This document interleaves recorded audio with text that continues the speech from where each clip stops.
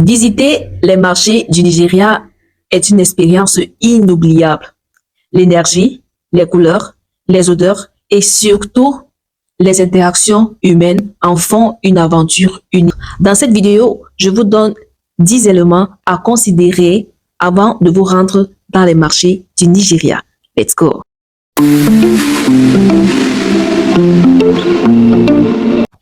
Alors, comme premier point, je vais parler de la langue. La langue utilisée dans les marchés nigériens en ce qui concerne la vente et l'achat des marchandises est la langue anglaise. Pour mieux donner des explications sur ce point, je vais prendre un cas pratique. Dans le cas où vous êtes francophone et vous désirez vous rendre au Nigeria, dans les marchés nigériens, question pour vous de faire vos achats, il est très important pour vous de vous faire accompagner, pas par n'importe qui, vous faire accompagner par quelqu'un de votre pays qui a déjà eu à se rendre au Nigeria pour faire des achats maintes fois. D'accord? Vous allez comprendre la raison pour laquelle je dis ceci dans ce point-ci que je suis en train de développer. Une fois que vous êtes au Nigeria avec cette personne, il est très important pour vous d'observer le comportement, la réaction de cette personne face aux Nigériens dans les marchés.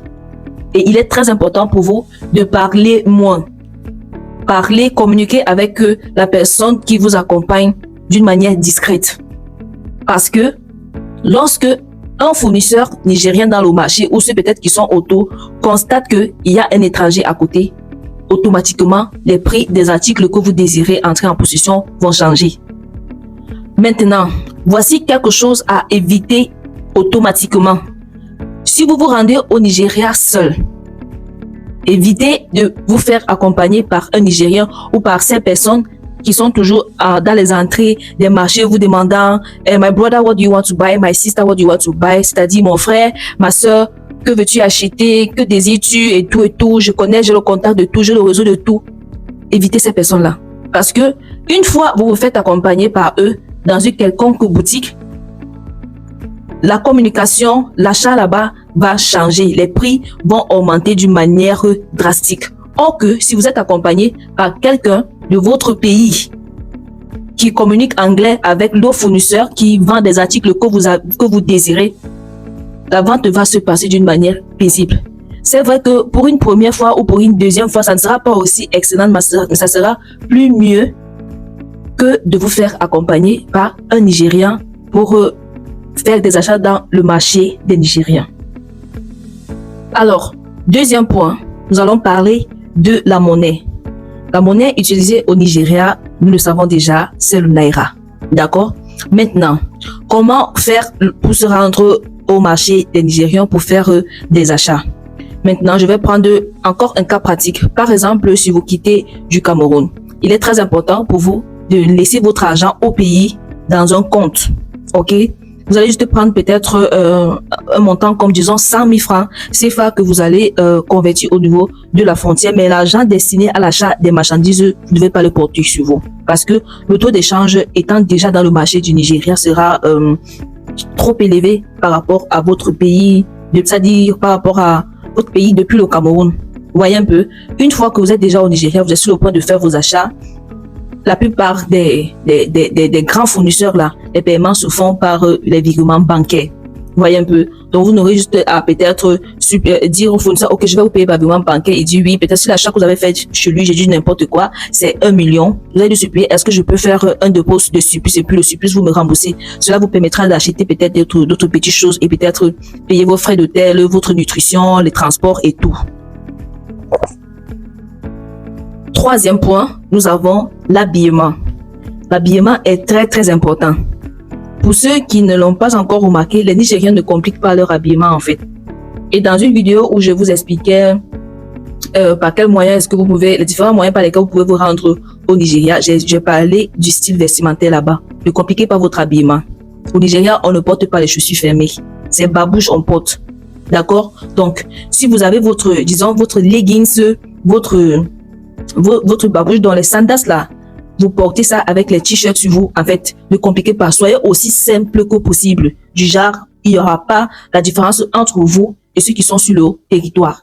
Et une fois que vous êtes sur le point d'entrer sur le marché, ces personnes-là qui sont toujours à l'entrée des marchés, ils arrêtent les mains des gens, ils arrêtent les vêtements des gens, évitez que ces personnes vous touchent. Compliquez pas votre habillement. Vous pouvez mettre votre leggings, un t-shirt, une babouche, et puis vous réservez peut-être le chapeau si c'est la période où, par exemple, il pleut. Non, oui, qui fait soleil en fait. Quatrième point, la négociation. D'accord?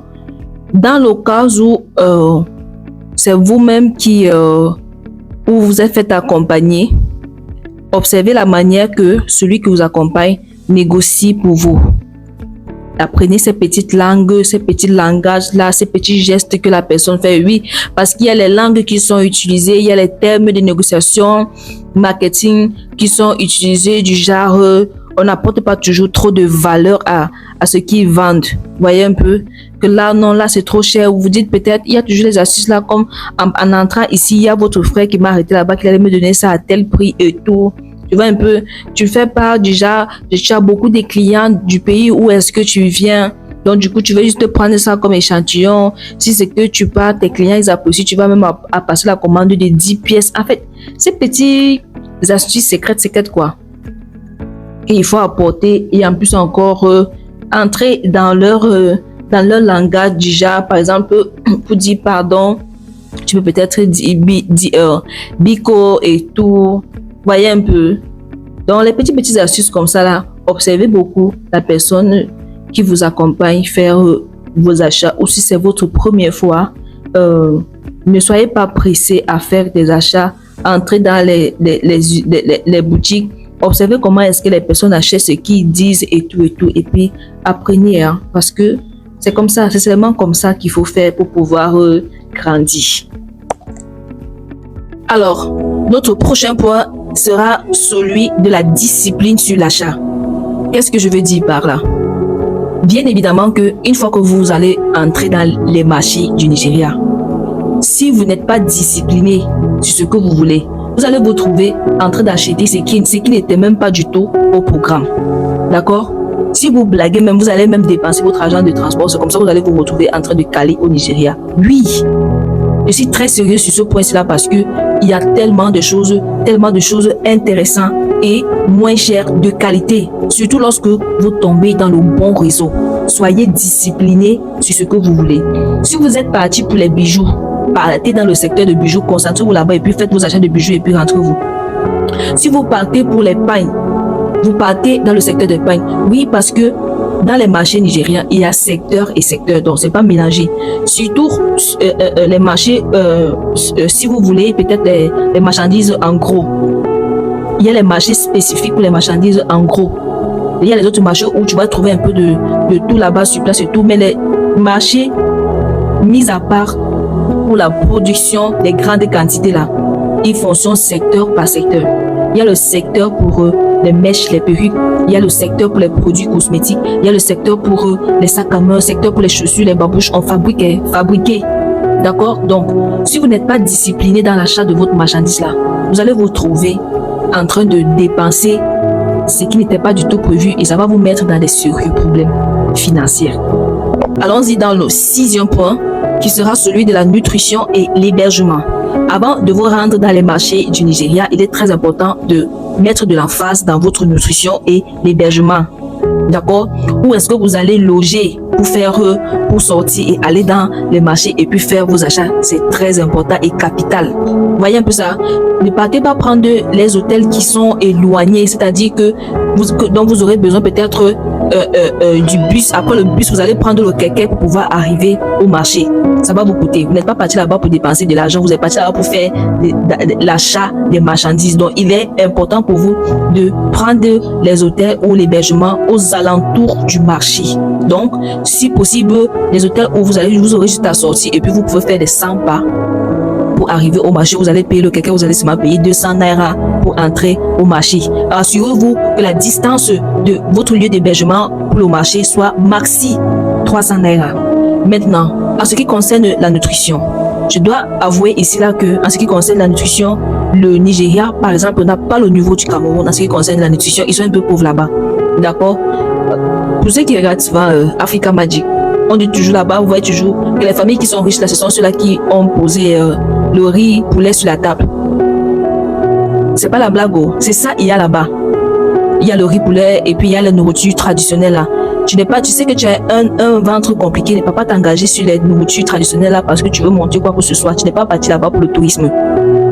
Concentre-toi sur ton riz sauté ou tu achètes le gâteau. Par exemple, moi je prends toujours les gâteaux, je prends les acheter grillés. Je me rassure toujours que je me suis ravitaillé d'une bonne quantité d'eau que je vais boire en longueur de journée. Et surtout, le Bitacola ne manque jamais dans mon sac lorsque moi je vais là-bas. Je mange toujours. Question pour que, même si je prends quoi, je ne vais pas avoir de problème. Il n'y a rien qui va m'empêcher d'aller faire les achats de mes clientes. Avant d'aller sur notre 7e point, rassure-toi déjà d'abord que tu as partagé cette vidéo à plus de 10 personnes, que tu m'as donné des cœurs et puis tu as mis cette vidéo en favori parce que ça va t'aider. Si tu es en train de te préparer pour aller au Nigeria faire tes achats là-bas, tu auras besoin de cette vidéo pour suivre ces étapes-ci là, te rassurer que tu as respecté ces étapes-ci là afin que ton séjour au Nigeria soit agréable. Alors, allons-y dans notre 7e point. Nous allons parler ici là de la sécurité. La sécurité est très très importante. Lorsque vous voulez entrer dans les marchés du Nigeria, faites très très attention. Parce que, ça dit que ceux qui savent, ils peuvent témoigner cela en commentaire. Dès qu'ils te voient là, ils sont toujours là en train de t'aborder. My sister, God bless you. My brother, God bless you. What do you want? What can I do for you? Du genre, oui, j'avoue ici là qu'ils sont polis, hein. Ils sont polis, gentils, lorsqu'ils veulent être gentils. Mais quand ils veulent partir de l'autre côté là, moi je ne vais pas prononcer le mot là ici. Ils partent de l'autre côté là alors, mais alors franchement, même tu vas rester comme ça, tu seras étonné que, c'est cette personne-ci là qui parlait de Dieu. Donc, faites très très attention, soyez très très vigilants. Ayez une sacoche sur votre rang, c'est-à-dire que vous allez porter votre t-shirt, ça va couvrir. Que vous soulevez seulement lorsque vous voulez faire paiement. Ne mettez pas l'argent dans votre pantalon. Mais ça dit que soyez très très vigilante. Ne laissez pas la beauté, les prix, la qualité des articles sur le marché vous emporter de telle sorte que vous vous oubliez. On va vous frapper là-bas, vous allez penser que c'est tonnerre qui est passé sur vous. Faites très attention, soyez très vigilants. Ils ne blaguent pas là-bas. Lorsqu'ils veulent frapper, non, ils ne frappent pas un peu. Ils font cela franchement. Tu vas seulement tes yeux pour pleurer. Soyez vigilants. Alors, sur notre 8e point, nous allons parler de votre comportement lorsque vous êtes déjà dans le marché. Votre comportement dans le marché compte beaucoup parce que ces gens-là, ils identifient facilement les étrangers. Parce que tout à fait normal que étant étranger, lorsque tu vas entrer quelque part où tu n'as jamais été, tu vas commencer à regarder les endroits comme ça, tu vas commencer à être émerveillé, genre non, ne sois pas pressé. Marche, c'est-à-dire que confortablement, tranquillement. Voici l'astuce par rapport au comportement que moi j'ai l'habitude d'utiliser et que je partage avec vous. Si cette personne vient là, que my sister, what do you want? My brother, what do you want? I can take you here. I can material, I can take you. Attachment, I can take you. Donc, réponds aussi poliment que non, merci. J'attends quelqu'un. Je vais comme ça voir ma soeur qui est en bas là. Ça dit que ils vont te quitter. Ils ne vont plus trop te suivre. Mais si c'est qu'ils sont en train de parler, plus ils sont en train de parler, toi tu ne fais que dire là que non, je vais passer dans le secteur 2, non, là ils vont seulement comprendre qu'il y a un gros poisson qui est tombé. Vous voyez un peu ça? Pour faire vos achats, votre comportement, votre attitude dans le marché compte beaucoup. Ne soyez pas pressés. Allez dans les fins fonds. Visitez le marché avant de commencer vos achats ou avant peut-être même de partir sur votre fournisseur pour ceux qui en ont déjà des fournisseurs. Faites très attention à votre comportement et votre attitude. On ne doit pas détecter que vous êtes un étranger. C'est-à-dire que assurer ce domaine-là, même si ce n'est pas à 100%, au moins à 85%, ça va beaucoup vous aider. Alors, sur notre 9e point, nous avons l'électricité. Mon frère, ma soeur, il n'y a pas la lumière au Nigeria. Ces gens-là, ils vivent via, c'est-à-dire que les groupes électrogènes. Tu comprends un peu ça, hein? Donc, avant de te déplacer, rassure-toi que tu as un power bank qui va t'aider en longueur de journée. Si tu as l'occasion peut-être de tomber dans des hôtels où ils laissent la lumière tout en longueur de journée et tout, gloire à Dieu. Mais certains hôtels-là, ils allument le groupe électrogène à 20h et puis ils éteignent ça à 6h chaque. Et c'est la même chose dans les marchés. Donc il n'y a pas un point où tu vas aller là-bas, tu vas charger ton téléphone et tout. Il There is no light in Nigeria. Electricity. Il n'y a pas d'électricité là-bas. Bienvenue dans notre 10e point qui n'est pas le moindre mais le plus important, la prière. Faut pas partir entrer dans les marchés du Nigeria sans avoir prié. Que ce soit dans les marchés nigériens ou dans quelconque marché où tu vas aller faire achat de marchandises pour vendre là. Il faut toujours mettre Dieu devant.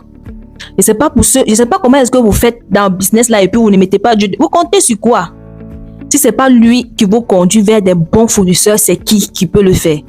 Si c'est pas lui qui vous protège, qui vous préserve contre tout bandit, contre tout arnaque, contre toute escroquerie, c'est qui pourra le faire? Si c'est pas lui qui vous conduit vers des usines où vous pourrez avoir des articles de qualité, question pour vous de satisfaire vos clients afin que vous puissiez avoir beaucoup de ventes et beaucoup de commandes là, c'est qui pourra le faire? Même étant dans les marchés là, vous devez toujours être dans un esprit de méditation. Seigneur, que ta grâce m'accompagne. Seigneur, que ta miséricorde m'accompagne. Seigneur, envoie-moi vers des fournisseurs potentiels. Envoie les aides de ma destinée sur le chemin et puis il va les envoyer. Parce que l'autre détail, c'est que lorsque tu tombes sur un Nigérien qui est gentil, qui a la crainte véritable de Dieu là, non. Tu vas te dire que c'est ange de Dieu là qui est descendu du ciel pour toi. Il va tellement te rendre ou elle va tellement te rendre service que toi-même tu vas rester comme ça là, tu seras like, seriously? Oui, ils existent. Mais maintenant, lorsqu'ils veulent aussi te faire la négativité là, ah mon fils, tu vas prier, pleurer, Dieu d'Abraham, Isaac et Jacob là, ils ne vont pas venir à ton secours. Je t'assure. Donc, la prière, même quand vous avez fait l'achat, vous avez emballé là, il faut faire très très attention. Même au niveau de l'emballage de votre marchandise là, contrôlez. Parce que ces gens-là, non, ils ne blaguent pas. Lorsqu'ils ont la moindre occasion, surtout ceux qui sont de l'autre côté là, du côté de la négativité là, ils vont te faire ça, toi-même tu vas pas comprendre ta tête dessus. Si c'est pas Dieu qui envoie des personnes qui ont véritablement sa crainte, c'est qui? Alors, la prière et encore la prière et toujours la prière. Alors, si cette vidéo vous a fait du bien, vous avez appris quelque chose dans cette vidéo, merci de laisser en commentaire votre avis et aussi vous avez d'autres points à rajouter, question de faire du bien aussi aux autres, faites-le. Alors, d'ici à là, disons-nous à notre prochaine vidéo où nous allons parler sur la manutention et l'emballage des marchandises une fois que nous avons fini de faire l'achat de nos marchandises. Comment les regrouper, comment les emballer et dans quel cargo aller les déposer en toute sérénité et tranquillité. D'ici à là, que le Seigneur vous bénisse. Shalom.